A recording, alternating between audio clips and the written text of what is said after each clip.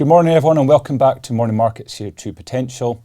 Yesterday was a US bank holiday. It was Labor Day there. So it was a quiet day in markets in the US.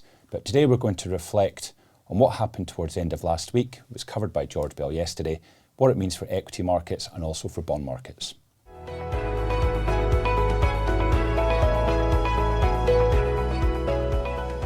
So equity markets continue to grind higher since the middle of August lows. Why is that?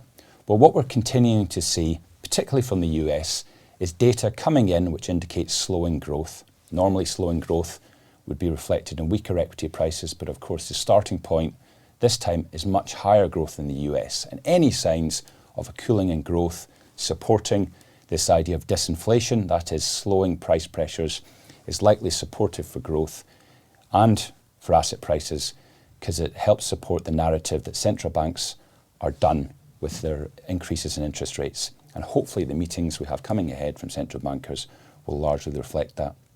If we focus on the UK, well, overnight we've had the latest retail consortium data for the month of August, which showed a surprising bump up in retail sales volume. And this largely reflects the better weather we had through August with regards to July, and also likely parents and shoppers taking advantage of the milder weather at the start of the school holidays, because most of the extra spending was on health products and food items. And this is largely supportive for a UK consumer recovering from the spike in energy prices towards the end of last year and through the winter at the start of this year. However, we're not really going to see much of an impact in UK growth because much of the additional spending is being consumed by inflation. Sales volumes have actually fallen as a result of higher prices.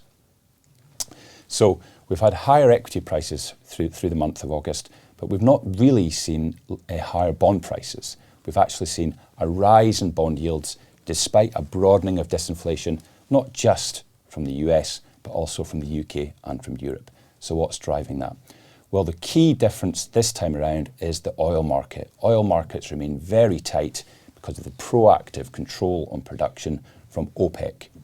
Reminder that OPEC are the official controlling body for oil production outside of the US, and they're largely driven by supply measures from Saudi Arabia. Saudi Arabia surprised markets earlier in the year with a production cut of 1 million barrels per day, and they've continued that through the summer months, such that overall OPEC supply is as low as it was in August 2021, when economies were still recovering from COVID and the price pressures were still less.